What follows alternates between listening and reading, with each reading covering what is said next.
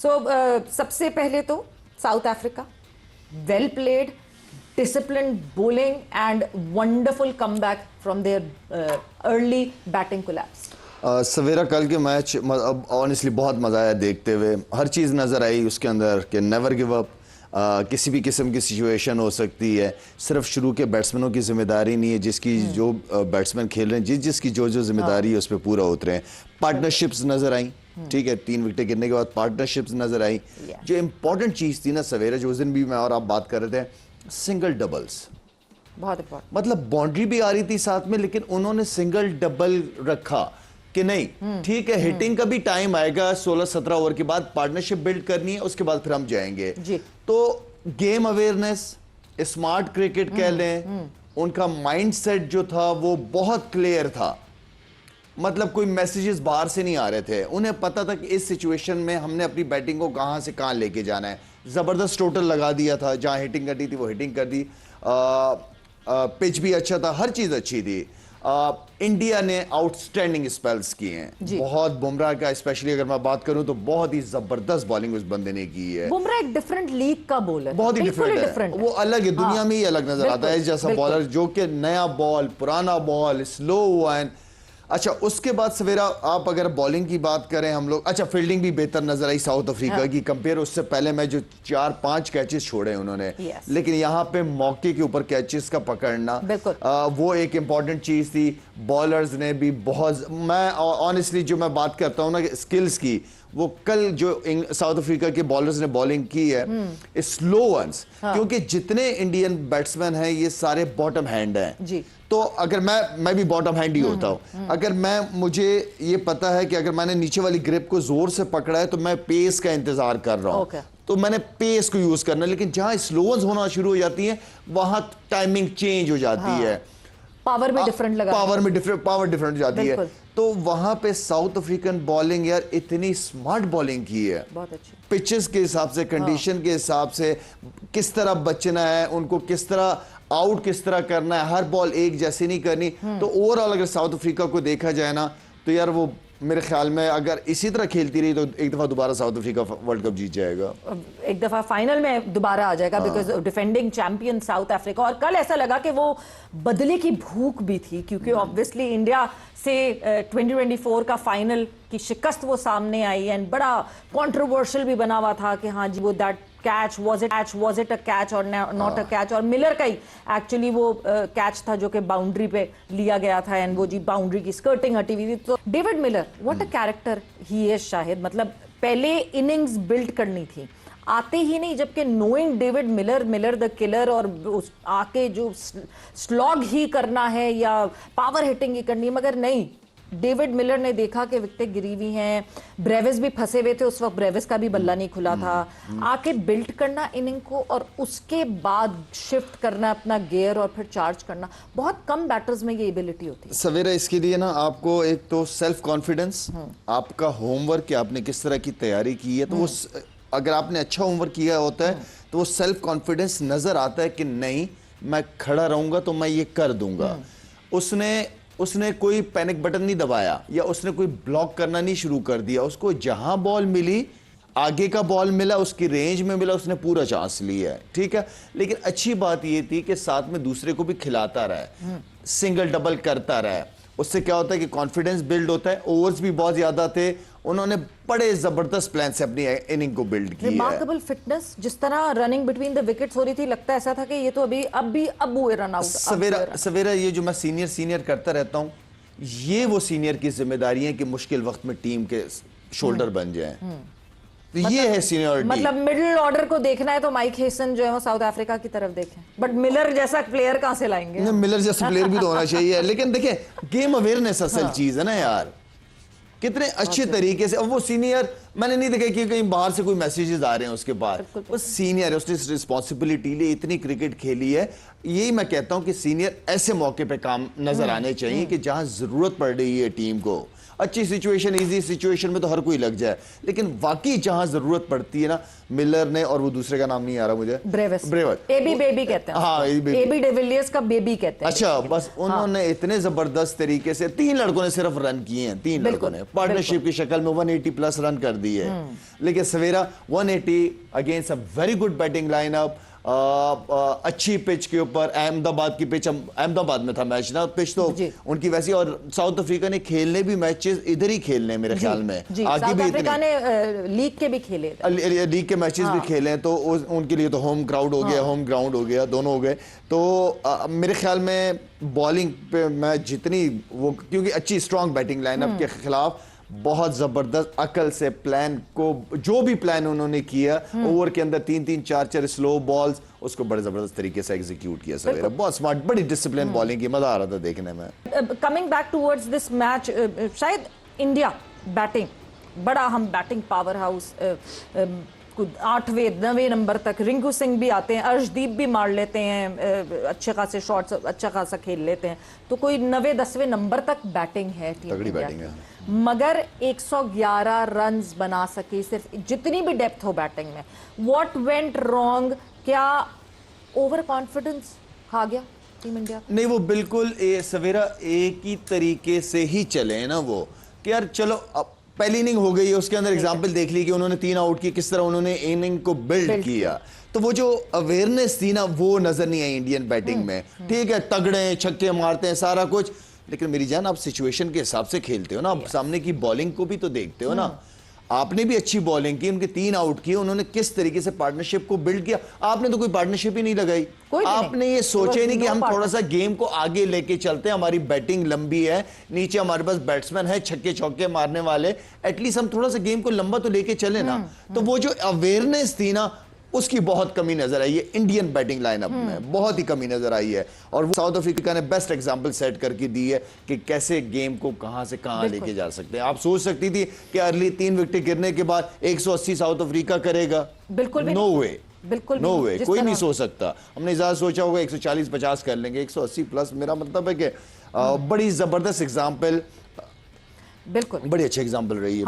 बिल्कुल एक all-round performance England की तरफ से शायद जरूर आई, और जो वो बैटिंग में नहीं कमाल कर सके एंड इवेंचुअली पहुंचे एक टोटल तक, वो फिर बॉलिंग से उन्होंने उसको कवर अप कर लिया। You talking about Jack?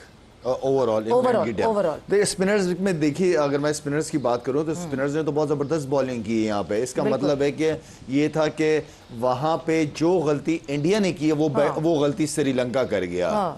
सवेरे जब आप पार्टनरशिप बिल्ड नहीं करते तो ये इश्यूज आते हैं, बिल्कुल ठीक है ना। पार्टनरशिप ड्रेसिंग रूम में बैठे हुए प्लेयर्स को कॉन्फिडेंस देता है। अच्छा, शायद एक मैं कता कलाने की बात है, एक बहुत इंपॉर्टेंट चीज मैं आपसे पूछना चाहती हूँ। आपका एक्सपीरियंस रहा है, आपने पालाकले में खेला है, हमने वर्ल्ड कप भी खेला है पालाकले के अंदर। ये was it a different pitch जैसे पालाकले की जनरली होती है उसके मुकाबले में? अच्छा, हम इस तरह की पिच में नहीं खेले। हम थोड़ा सा मतलब कह सकते हैं कि फास्ट बॉलर को हल्की सी फेवर या लिट्रॉन अच्छा बैटिंग ट्रैक, लेकिन कल जिस तरह मैंने कुछ ओवर देखे, बड़ा जबरदस्त ग्रिप ले रहा था बॉल, तो उसके ऊपर जो इंग्लैंड ने स्कोर किया हुआ था वो कोई इजी नहीं था। अगर आप उनकी बॉलिंग स्ट्रेंथ को देखें, उन्होंने रिस्पांस, उनके बॉलर्स ने, इंग्लैंड के बॉलर्स ने रिस्पांस बहुत अच्छा दिया। आदिल ने, डॉसन वगैरह सारे ने, जैक ने, इवन के आपका आर्चर ने बहुत जबरदस्त बॉलिंग की है। सारे स्पेल्स सामने पड़े हुए 3-20, 4-22, 4-27, 2-2, तो हर बॉलर ने विकेट लेके दिए। जब आप हर बॉलर आपको विकेट लेके दे रहा है तो बैटिंग पे प्रेशर बढ़ रहा है। अच्छा, वहां बैट्समैनों का काम ये है कि वो जिस तरह मैं पहले कह रहा था कि इंडिया साउथ अफ्रीका की जो कामयाबी थी वो पार्टनरशिप थी।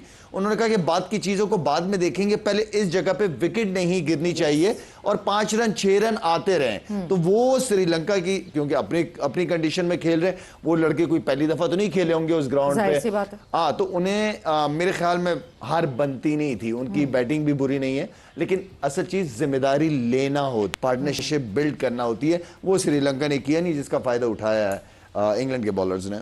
So yes, moving on forward, आज सुपर 8 में तीसरा मुकाबला होगा जहां पे जिम्बाब्वे और वेस्ट इंडीज एक दूसरे के मध्य मुकाबले होंगी एट मुंबई वानखेड़े स्टेडियम। और उससे पहले जरा पॉइंट्स टेबल पे नजर डाल लेते हैं। ग्रुप 1 के पॉइंट्स टेबल पे पहले नजर डालेंगे, जहां पे साउथ अफ्रीका और इंडिया कल इस मैच के बाद कितना बड़ा झटका एक जो टीम इंडिया को लगा है, that is the net run rate, because एक एक मैच दोनों टीम्स ने खेला है एंड साउथ अफ्रीका ने बहुत कन्विंसिंगली जीत हासिल की है।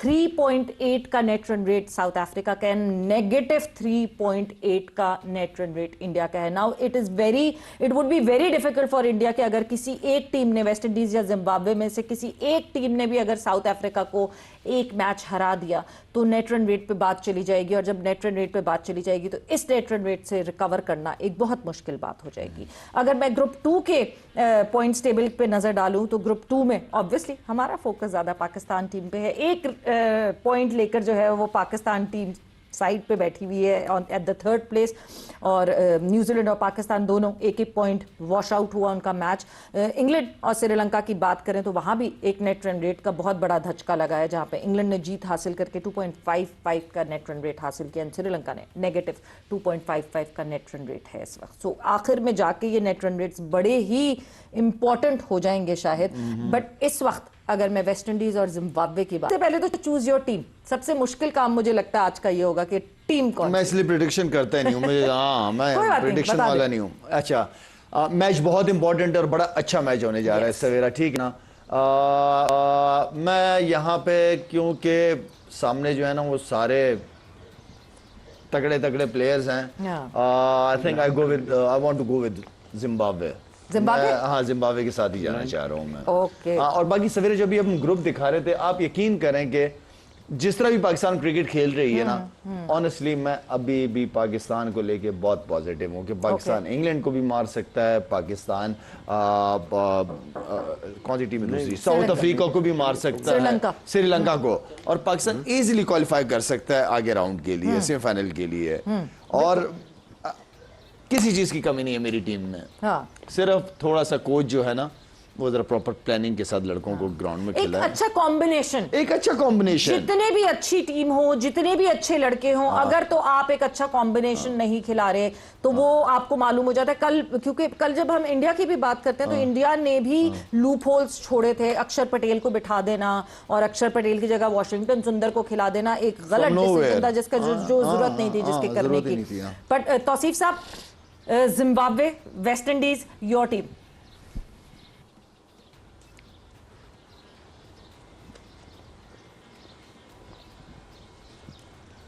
जी तौसीफ साहब को मेरे ख्याल से आवाज नहीं पहुंच रही है।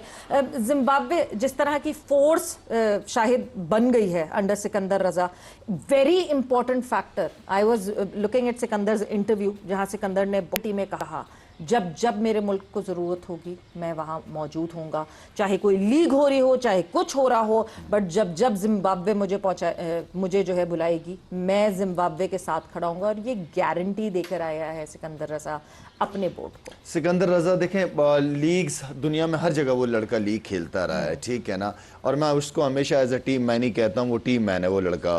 और कलंदर के साथ भी काफ़ी टाइम गुजारा, कुछ बहुत ही पॉजिटिव रिपोर्ट्स आती रही उसके अंदर से कि यार वो बहुत ही टीम को जेल करके पॉजिटिव, उसकी वजह से ड्रेसिंग रूम का जो माहौल है बहुत पॉजिटिव रहता है।